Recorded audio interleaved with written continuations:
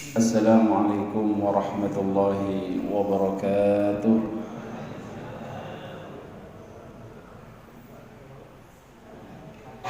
الحمد لله المبدئ المعيد الفعال لما يريد الذي خلق الخلق فمنهم شقي وسعيد، فهذا قربه لحضرته وهذا أشقاه فهو بعيد. أشهد أن لا إله إلا الله وأشهد أن محمدا عبده ورسوله أفضل الرسل والعبيد. اللهم صل وسلم وبارك وكرم على حبيبنا وشفينا وقرة أعيننا محمد وعلى آله وصحبه وسلم تسليما كثيرا. أما بعد، نود التأنم والتعليم والإفادة والاستفادة والنفع والانتفاع لله تعالى. رب اشرح لي صدري ويسر لي أمري واحلل عقدة من لساني يفقه قولي، آمين يا رب العالمين. Ikhwatal iman jemaah sekalian, alhamdulillah, mari kita senantiasa bersyukur kehadirat Allah Subhanahu wa taala. Pada pagi hari ini kembali kita diberikan oleh Allah kemudahan, taufik, inayah, pertolongan, riayah, sehingga pada saat ini kita bisa hadir di majelis ilmu, duduk di taman-taman surga, niat i'tikaf di masjid yang mulia. Nawaitul i'tikaf fi hadzal masjid limuddati iqamati fihi lillahi ta'ala. Dan kita akan melanjutkan kajian hadis yang lama kita sudah tinggalkan, dalam artian tema-temanya kita tematik. Padahal sebelumnya memang kita istiqomah dalam kajian hadis.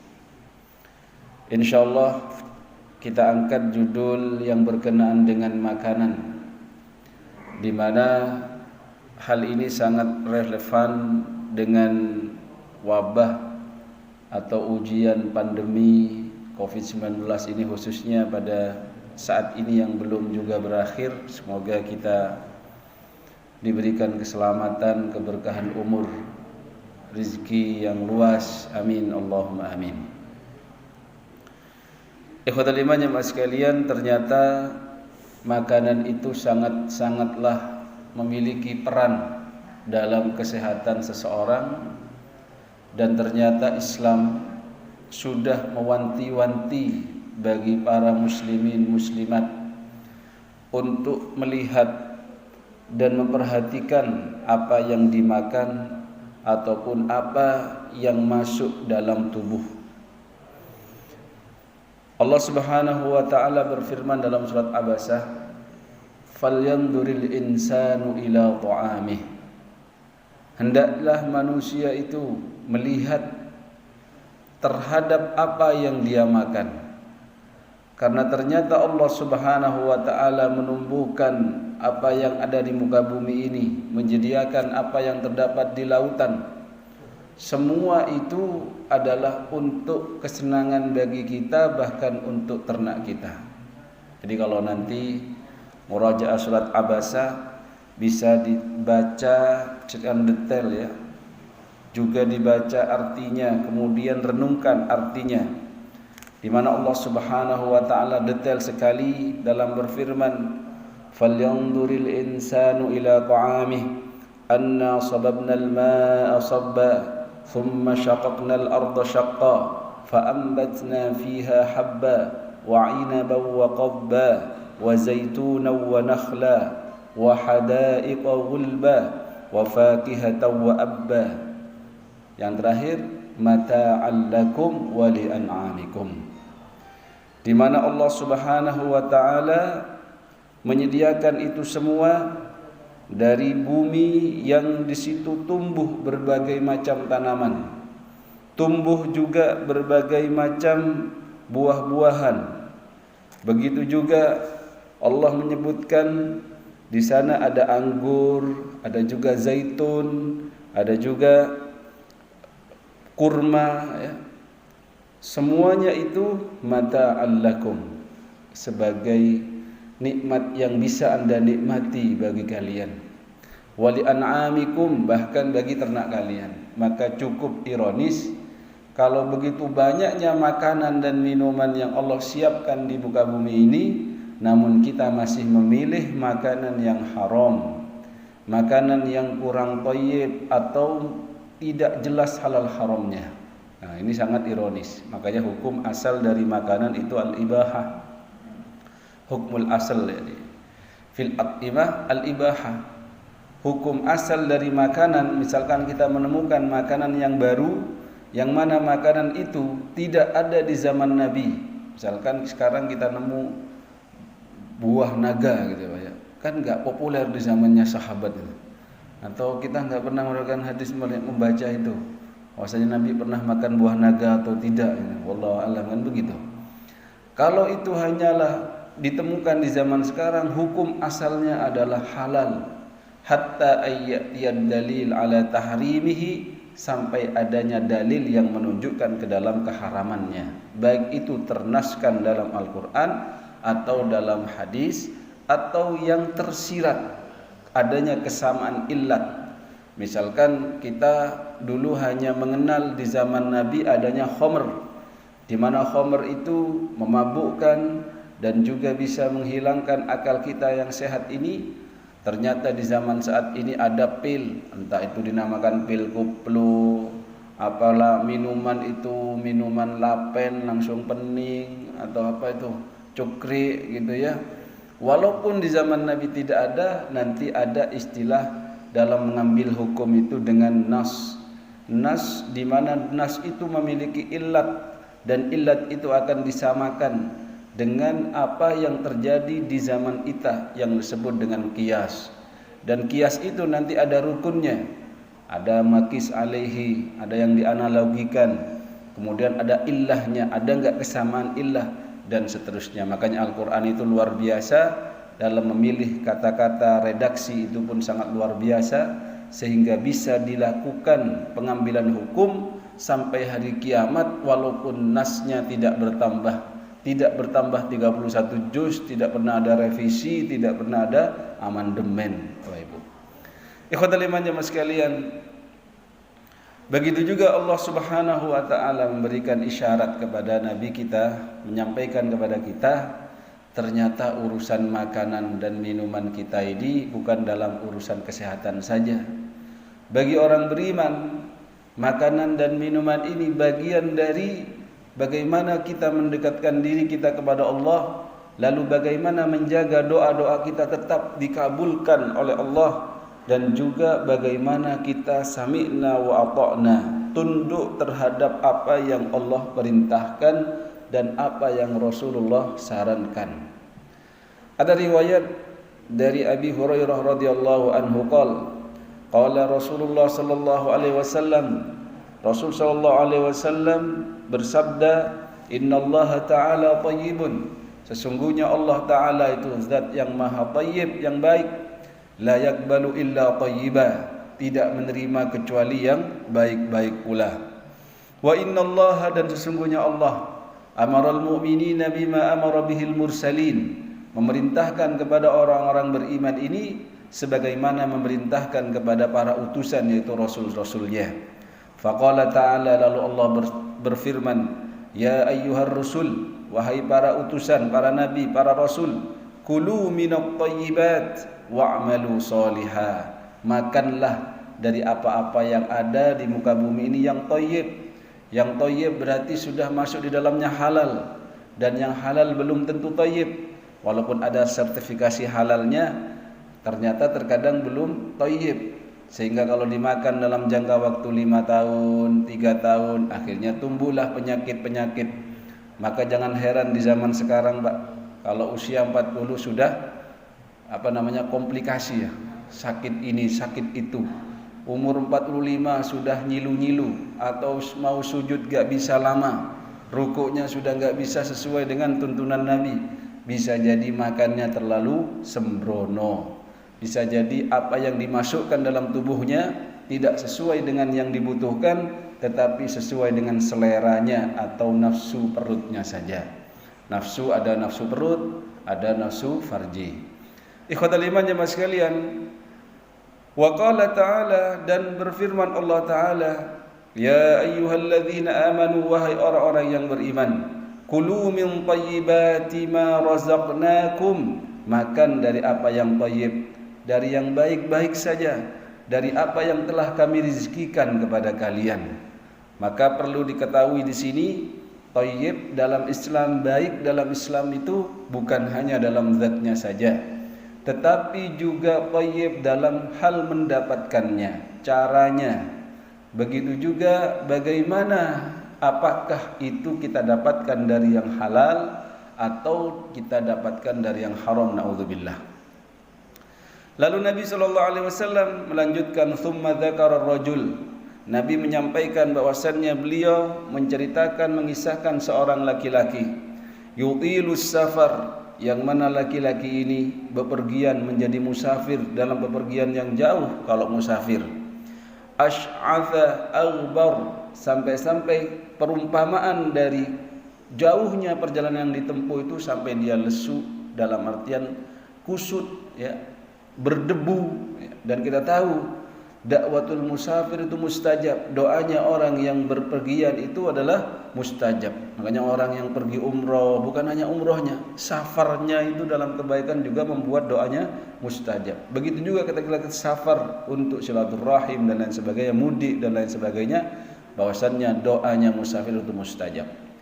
Laki-laki ini yamuddu yadayhi ilas sama, mengangkat kedua tangannya ke langit. Lalu dia memanggil kepada Allah dalam doanya, ya Rabb, ya Rabb, ya Allah, meminta dia kepada Allah.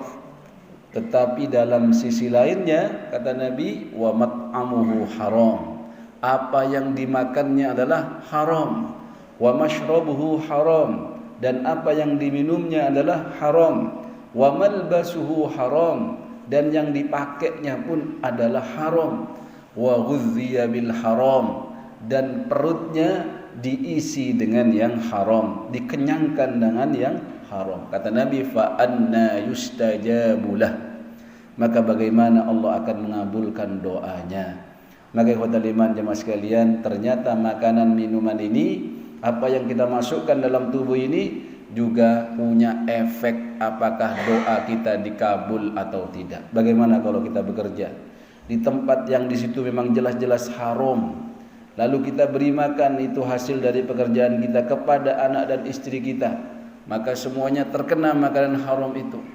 Maka ikhwatal iman, tanggung jawab kita sebagai suami, sebagai ayah, bapak, bukan hanya dapat banyak, bisa memberikan banyak, bisa menafkahi yang terbaik, tetapi juga harus memperhatikan apakah yang kita bawa ke dalam rumah kita itu adalah perkara yang halal dan thayyib.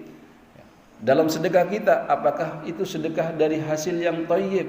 Karena Allah tidak menerima, ya, sedekah dari ghulul. Ghulul itu hasil mencuri, hasil rampok, hasil korupsi dan lain sebagainya.